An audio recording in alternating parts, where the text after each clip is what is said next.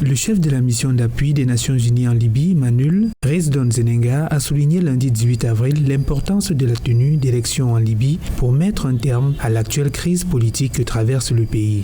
Des propos tenus au cours d'une réunion avec un groupe de candidats aux élections législatives dans la capitale Tripoli. Il s'agit toujours de cette allégorie de la poule et de l'œuf. C'est-à-dire qu'on parle d'élections dans un pays totalement désorganisé.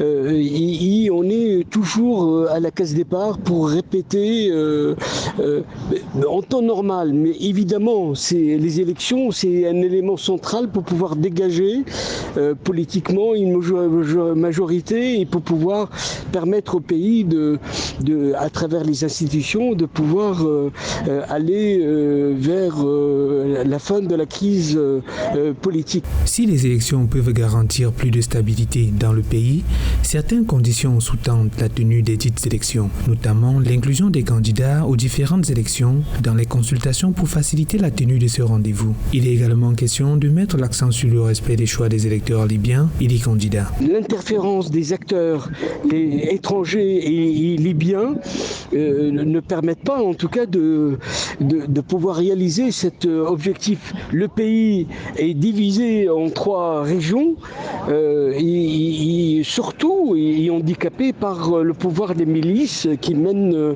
et font la loi et surtout on empêche le pays de se réunifier, de se pacifier.